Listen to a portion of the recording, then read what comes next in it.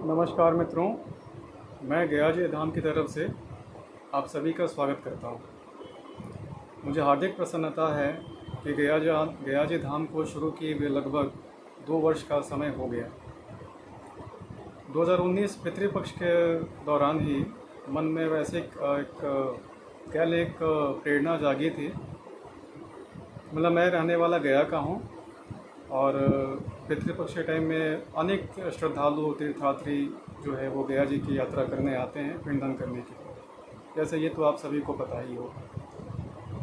But प्रेरणा जो जागी थी कि ऐसा कोई समुचित माध्यम नहीं था, मतलब मेरी जानकारी में तब तक तो नहीं था कि जहाँ की एक विस्तृत जानकारी पिंडदान के विषय में लेकर के या गया जी को लेकर के एक विस्तृत जानकारी जो है इस विश्व पटल के ऊपर जो है सुलभता से उपलब्ध हो।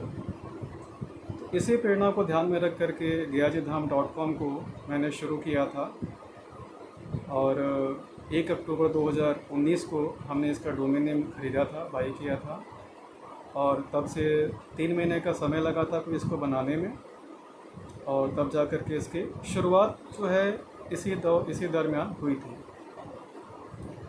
और उद्देश्य हमारा देखिए बिल्कुल ही स्पष्ट था।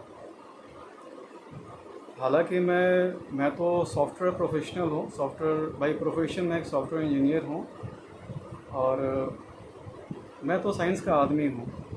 अध्यात्म में लेकिन मेरी शुरुआत से ही जो है वो रुचि ज़रूर रही। मुझे आज भी याद है कि जब मैं कॉलेज के समय में था, अपने बचपन के दिनों में ही, बचपन तो नहीं मतलब कॉलेज के टाइम में कह सकते हैं, तो मुझे हस्तरेखा की जानने की जो है बड़ी जिज्ञासा थी। मैंने सीखा भी था।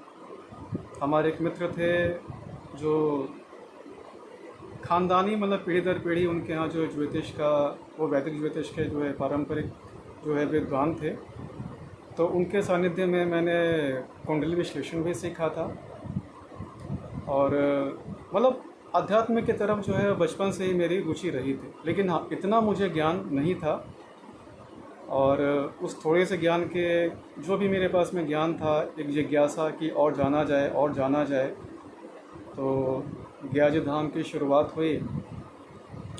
और शुरुआत तो खैर शुरुआत में ही जो मुझे आचार्य प्रणेश जी का काफ़ी सहयोग मिला था और मतलब प्रणेश जी का मार्गदर्शन था, स्वामी जी का मार्गदर्शन रहा।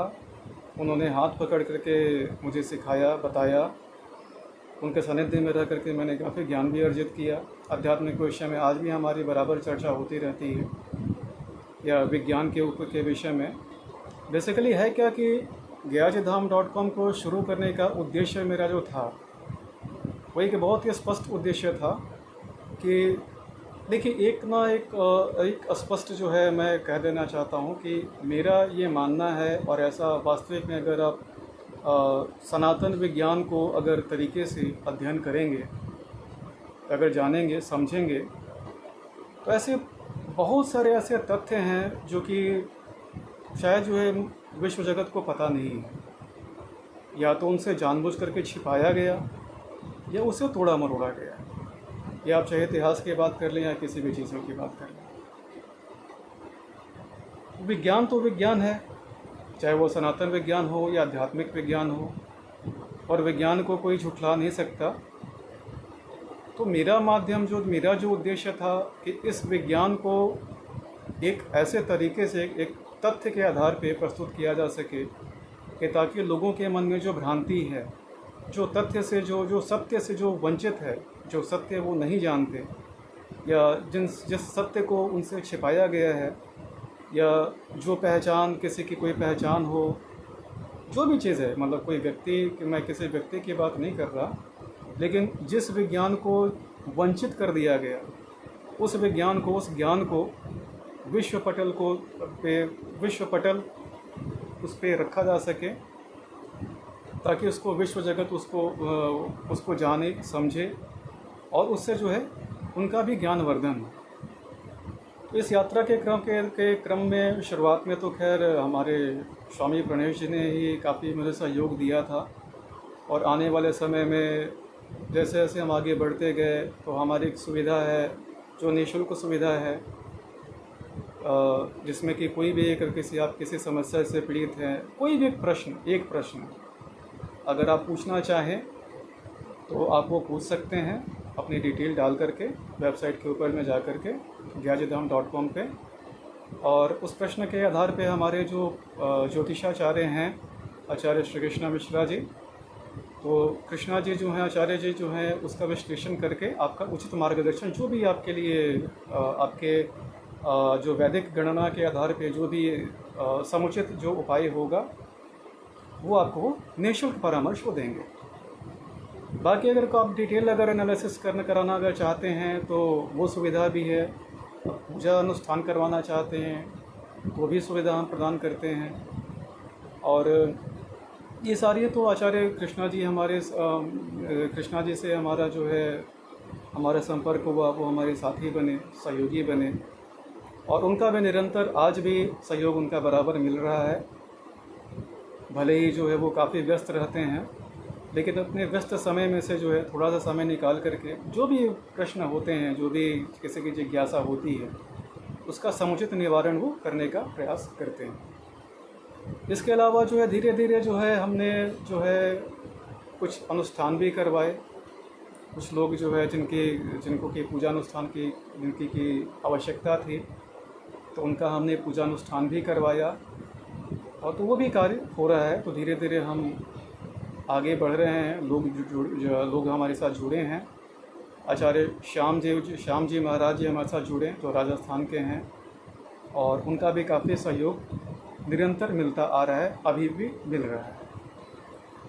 वे भी बड़े ज्ञानी विद्वान हैं और आने वाले समय में अवश्य ही जो हमारा प्रयास रहेगा कि उनका समय निकाल करके जब भी उनके पास में समय हो तो उनसे हम चर्चा करें और ताकि जो है कुछ ज्ञान जो है जो उनके पास जो ज्ञान है वो ज्ञान जन जन तक पहुंच सके। और इसके अलावा जो है हमारा एक उद्देश्य और भी है कि अब जैसा कि देखिए मैं आपको एक बात बताता हूँ, आपसे प्रकरण है, मैं आपसे साझा करना चाहूँगा जो मुझे अच्छा लगे, खुशी होगी। गया जी धाम अगर आप कभी आएंगे तो गया जी प्रसिद्ध है। बेसिकली विष्णुपद मंदिर को हर कोई जानते हैं और बोधगया को जानते हैं और पिंडदान होता है ये भी हर किसी को पता है। लेकिन इसके अलावा अगर देखिएगा ना तो गया क्षेत्र में गया का जो अंचल है उस पूरे क्षेत्र में ऐसे बहुत सारी ऐसी चीज़ें हैं, जगहें हैं जिनके के बारे में बहुत लोग नहीं जानते। जैसे कि सीता कुंड की अगर बात करें तो सीता कुंड के ऊपर में जा कर के हमने जब उसके ऊपर में विस्तृत विश्लेषण किया था, उसके ऊपर में हमने गया जी धाम के ऊपर में लिखा भी था, पोस्ट भी लिखा था। और उसको मुझे बड़ी खुशी हुई थी कि जब नेपाल से एक सज्जन ने मुझे फ़ोन किया था और उन्होंने मुझे फ़ोन करके पूछा कि भाई आप कौन हैं, क्या करते हैं। मैंने उनसे पूछा कि बताइए क्या बात करनी है आपको। तो उन्होंने कहा कि मैंने आपका सीता कुंड के ऊपर में लेख पढ़ा था, आर्टिकल जो आपने अपने वेबसाइट पे पोस्ट किया था वो मैंने पढ़ा और ये तो अद्भुत जानकारी है। वैसे जानकारी आप कहाँ से लाते हैं? मैंने बताया कि भाई बस गया जी अगर आप आइएगा तो आप भी जान जाइएगा, क्यों नहीं जान पाइएगा। तो उन्होंने बताया कि गया जी तो मैं आया हूँ लेकिन वहाँ तो पिंडदान होता है और आपको जो है विष्णुपद मंदिर है जो मैंने देखा था और पास में घूमने के लिए मैं बोधगया गया था। उन्होंने बताया कि ये तो हर कोई जानता है, तो पूरी दुनिया जानती है।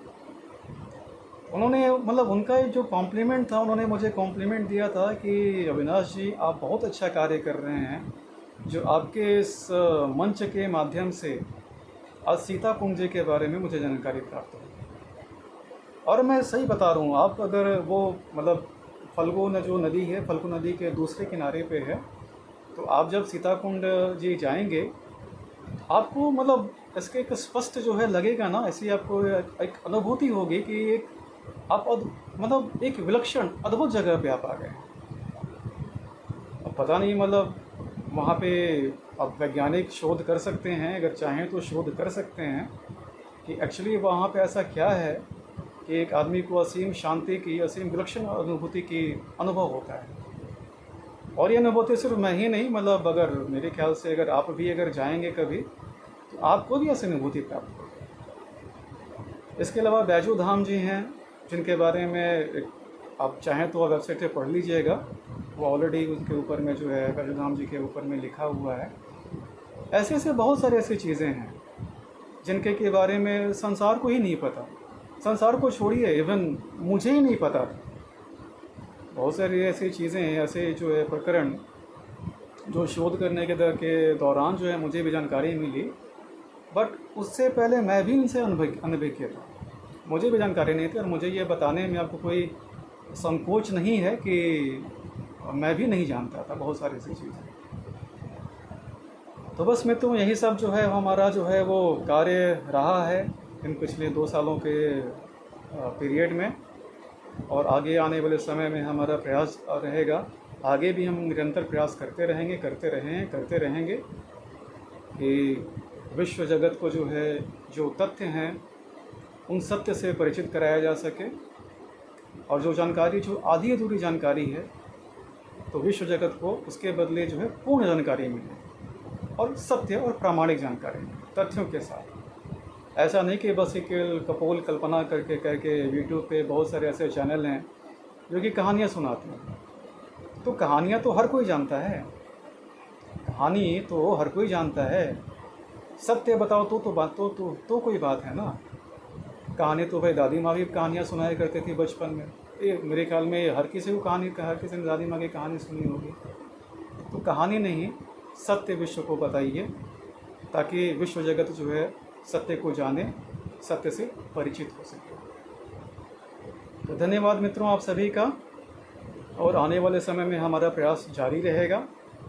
और वीडियो के माध्यम से भी आज हमने बनाया, और वीडियो के माध्यम से भी जो है हम आगे प्रयास करते रहेंगे कि जो हमारा उद्देश्य है उस उद्देश्य की पूर्ति के लिए अब एक और माध्यम हो गया। इस मंच के माध्यम से भी जो है हम प्रयास निरंतर करते रहेंगे, और आशा है, और आशा ही नहीं बल्कि विश्वास है कि आप सभी का सहयोग हमें प्राप्त होगा। धन्यवाद, नमस्कार।